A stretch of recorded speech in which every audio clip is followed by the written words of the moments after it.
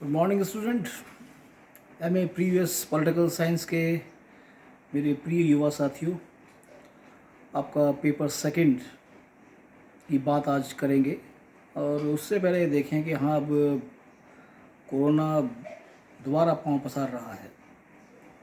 अब ये कौन सी वेव है मैं नहीं जानता, गिनती सेकंड, थर्ड, फोर्थ, फिफ्थ कितनी गिन लीजिए, लेकिन हाँ मैं एक बात जानता हूँ, वो ये कि इसका फैलना और इसका रुकना दोनों हमारे ही हाथों में है, ख़ास तौर से आप लोगों के। ऐसा इसलिए कह रहा हूँ कि जब कॉलेज खुले थे तो मैंने ये देखा था, आप लोग कॉलेज आए और यकीनन कॉलेज की लाइब्रेरी, कॉलेज का खेल का मैदान, क्लासरूम, क्लासरूम का फर्नीचर, हम सभी यानी कॉलेज के जितने भी ह्यूमन रिसोर्सेज और जो अदर रिसोर्सेज थे वो सब आपके इंतज़ार में खड़े थे।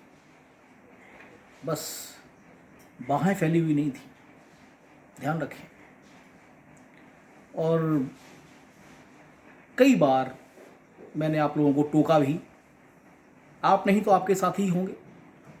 टोका इसलिए कि मास्क आपके चेहरे पर नहीं था, या था तो इतना अव्यवस्थित का उसका होना और ना होना एक बराबर, बस एक फैशन के उपकरण की तरह आपने उसको अपने गले में लटका रखा है या जेब में रखा हुआ है। और यकीन मानिए दोस्तों, फर्स्ट ईयर में आपने गांधी पढ़ा है। गांधी ने कभी भी अपने जीवन में किसी आदर्श के लिए दुनिया से कहा नहीं, बल्कि उसको अपने जीवन में उतार कर खुद को उदाहरण के रूप में प्रस्तुत किया। अगर वो कहते थे सत्य बोलिए तो बोलते थे, कहते नहीं थे कि सत्य बोलिए, वो सत्य बोलते थे, उदाहरण बनते थे। वैसे ही आप लोगों के साथ है। गांधी आप सबके भीतर मौजूद है, उसे पहचानिए और कम से कम इस समय की गंभीरता को देखिए। आप ध्यान रखिएगा, ये बात मैं आपसे एक बड़ा होने के नाते पूरे हक से कह सकता हूँ। आपकी जो रोग प्रतिरोधक क्षमता है, इसको इम्यूनिटी कहते हैं बोलचाल की भाषा में, वो आपकी युवा अवस्था में आपके चरम पर है। कोरोना से तो आप यूँ निपट जाएंगे, निकल लेंगे बचकर, लेकिन आपके परिवार में बुजुर्ग भी हैं, आपके आसपास बुजुर्ग भी हैं, छोटे बच्चे भी हैं, जिनकी इम्यूनिटी अभी इतनी मजबूत हुई नहीं है या कमज़ोर हो चुकी है। उनके लिए आप बेहद बेहद बेहद खतरनाक हो सकते हैं। और मैं समझता हूँ आप इतने स्वार्थी तो नहीं हैं कि केवल अपने स्वार्थ के लिए दूसरों के जीवन दांव पर लगा दें। मैं जानता हूँ आप लोग नहीं हैं। तो प्लीज़ रिक्वेस्ट है, लेक्चर आपके आएंगे, पढ़िए, सुनिए, लेकिन जो गाइडलाइंस हैं, जो मार्गदर्शन है, दिशा निर्देश हैं, उनकी अनुपालना गंभीरता से कीजिए। तो हमें प्रीवियस का जो आपका पेपर सेकंड है, Indian government and politics and state politics in India, भारतीय शासन और राजनीति और भारत में राज्यों की राजनीति, इसकी बात आपसे आज मैं कुछ करूँगा। राजनीतिक प्रक्रिया को कहें या विषय कहें, आपने फर्स्ट ईयर में पढ़ा है इसको, और मैं समझता हूँ सेकेंडरी के अंदर भी, पेपर फर्स्ट में ख़ास तौर से किसी देश के संविधान का, व्यवस्थाओं का जब आप अध्ययन करते हैं तो वो यूँ नहीं होता कि आप गए और आपने अध्ययन कर डाला। आप फर्स्ट ईयर को याद कीजिए, आपने साइंटिफिक मेथड्स पढ़े हैं, अध्ययन पद्धतियाँ पढ़ी हैं, कई किस्म की होती हैं, साइंटिफिक भी हैं और कई किस्म की भी होती हैं, समाजशास्त्रीय भी हैं, भौगोलिक भी हैं, आर्थिक भी हैं। इनका प्रयोग करके आप एक निर्णायक निष्कर्ष तक पहुंचने का प्रयास करते हैं। ठीक ऐसा ही राजनीतिक व्यवस्था के अध्ययन के लिए भी होता है। अब राजनीति को केवल दो रूप में देखा गया है आज तक। आप प्राचीन से शुरू करें और आधुनिक तक आ जाएं, बल्कि आधुनिक क्यों, आजकल एक नई टर्म चल रही है पिछले करीब 15-20 साल से, दैट्स पोस्ट मॉडर्निटी, उत्तर आधुनिक। वहाँ भी जाएं तो ये सारी श्रेणियाँ केवल दो हिस्सों के अंदर बढ़ती हैं। वो हैं,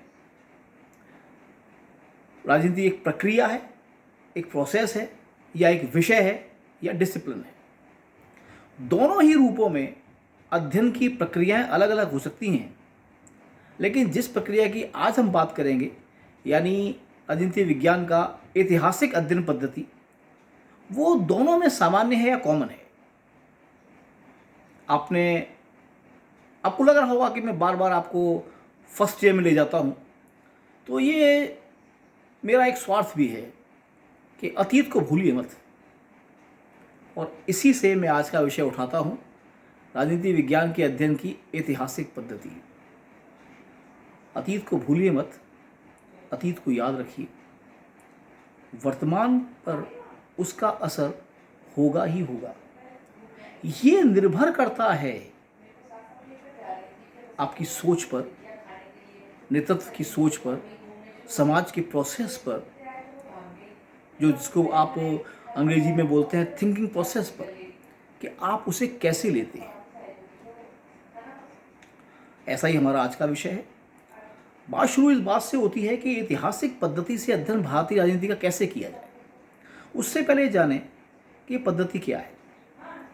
देखिए, ये मूलतः इसके 4 दृष्टिकोण हैं। पर्यवेक्षणात्मक, ऑब्जर्वेशन, चीज़ों को देखकर। दूसरा, ऐतिहासिक घटनाओं को, जानकारियों को एकत्र कर। तीसरा, तुलनात्मक, आप 2 ऐतिहासिक घटनाओं की तुलना कर सकते हैं, मसलन पहले विश्व युद्ध की दूसरे विश्व युद्ध से, या महात्मा गांधी के असहयोग आंदोलन की तुलना आप सविनय अवज्ञा से कर सकते हैं, या सविनय अवज्ञा की तुलना आप भारत छोड़ो आंदोलन से कर सकते हैं। आगे चलें। चौथा है प्रयोगात्मक। इतिहास में कई प्रयोग भी दर्ज हैं। और दूसरी बात यह भी है कि इतिहास के प्रयोग के आधार पर आप वर्तमान में भी कुछ प्रयोग कर सकते हैं, क्योंकि अतीत के जो प्रयोग सफल गए हैं, यदि उसमें थोड़ा सा बदलाव आप करें तो आप कुछ बेहतर निष्कर्ष प्राप्त कर सकते हैं। अब हम भारतीय राजनीति के अध्ययन के ऐतिहासिक दृष्टिकोण की बात करें तो इसमें 4 चीज़ें मौजूद हैं जो मैंने आपको बताई। मसलन, जिस देश का एक शानदार अतीत रहा हो, आपने जिनके पास बीए में हिस्ट्री होगी पढ़ा होगा कि राजनीति विज्ञान का गहरा संबंध इतिहास के साथ। इतिहास अतीत की घटनाएं हैं, उनका विश्लेषण है। वो वैज्ञानिक भी हो सकता है, थोड़ा सा इमोशनल भी हो सकता है, थोड़ा सा इरेशनल भी हो सकता है, तार्किक हो सकता है, विषयों को आगे बढ़ाने वाला हो सकता है, पीछे खींचने वाला हो सकता है। लेकिन इतिहास ज़रूरी है पढ़ना, क्योंकि ये अतीत से वर्तमान को और वर्तमान से भविष्य को जोड़ता है। ये एक लिंक है जोड़ने वाला। और जो ऐतिहासिक पद्धति है, ये मूलतः आगमनात्मक पद्धति है, इट्स इंडक्टिव मेथड। यानी इसमें विशिष्ट घटनाओं से सामान्य की ओर जाया जाता है। इंडक्टिव मीन्स, आगमनात्मक का अर्थ है विशिष्ट से सामान्य की ओर की यात्रा। आप कुछ विशिष्ट जगह पर इतिहास को देखते हैं और फिर उससे आप एक सामान्य निष्कर्ष निकालते हैं कि ऐसा हुआ होगा या ऐसा रहा होगा। मसलन, आप उदाहरण लें, हम ज़्यादा पीछे ना जाएं, आज़ादी की जंग में ही जाते हैं। महात्मा गांधी ने भारत में जब वो लौटे हैं दक्षिण अफ्रीका से, 3 आंदोलन चलाए हैं। असहयोग वापस लिए, चौरी चौरा के बाद सविनय अवज्ञा सफलतम, और भारत छोड़ो, भारत के ब्रिटिश शासनकाल में आखिरी की, भारत उसके बाद आज़ाद होता है। उससे पहले आप आइए, इनको आप क्रम से देखें, सीक्वेंस के व्यू में, तो वही महात्मा गांधी जिन्होंने चौरी चौरा के बाद असहयोग आंदोलन विड्रॉ किया, वापस लिया, पूरे देश में विरोध हुआ।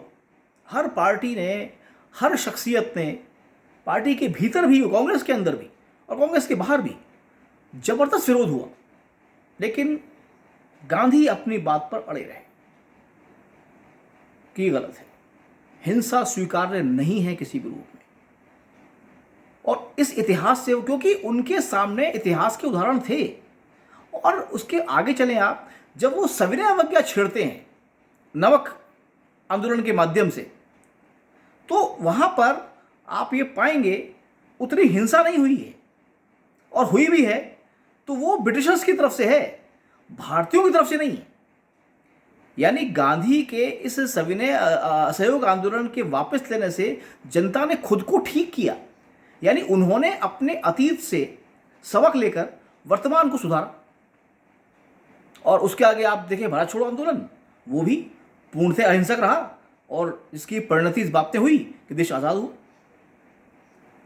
ब्रिटिश शासन की हम बात करें कि 1919 के अधिनियम में, यानी इसको आप मॉन्टेग्यू चेम्सफोर्ड सुधार कहते हैं, उसमें द्वैध शासन या डायरकी लाया गया। पढ़ चुके हैं आप सेकेंड ईयर के अंदर, इसलिए ज़्यादा गहराई में नहीं जाऊंगा।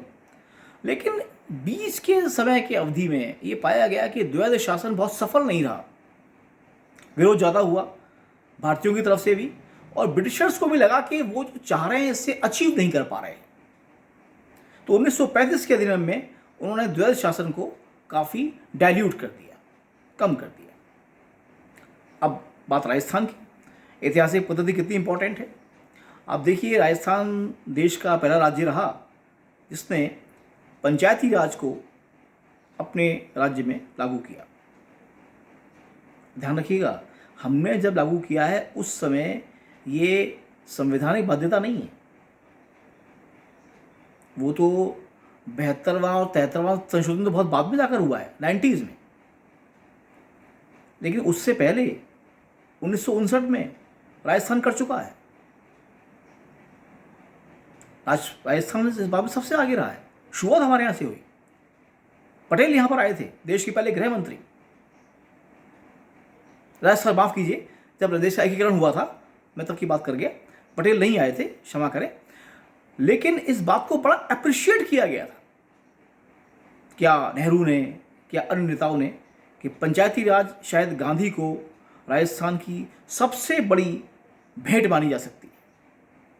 और इसका इम्पैक्ट, इतिहास का क्या फ़र्क पड़ता है आप देखें कि उसके बाद देश के अनेक राज्यों ने, यानी 72वें और 73वें संशोधन से पहले देश के अनेक राज्यों ने पंचायती राज को स्वीकार किया। और तीसरा उदाहरण ऐतिहासिक पद्धति, भारत पाकिस्तान के तनावपूर्ण संबंधों पर यदि आपको अध्ययन करना है कि भाई आखिर क्या कारण है, एक दिन का अंतर है दोनों देशों की उम्र के भीतर, वो हमसे एक दिन बड़ा है, हम एक दिन छोटे हैं, तो बड़े भाई छोटे भाई में नोकझोंक तो होती है, पर ये कुछ ज़्यादा लंबी चल गई है। बंद क्यों नहीं होती, ख़त्म क्यों नहीं होती? कारण स्पष्ट है, अतीत को नहीं पढ़ेंगे, वर्तमान को समझ नहीं पाएंगे। मुस्लिम लीग की स्थापना के कारण विभाजन की परिस्थितियाँ, विभाजन के हालात, विभाजन की प्रक्रिया, कश्मीर समस्या, ये सब इतिहास है। और जब तक इसको नहीं पढ़ेंगे, हम दोनों देशों के संबंध जो अंतर्राष्ट्रीय राजनीति का हिस्सा हैं उस पर गहन विश्लेषण नहीं कर सकते। धन्यवाद।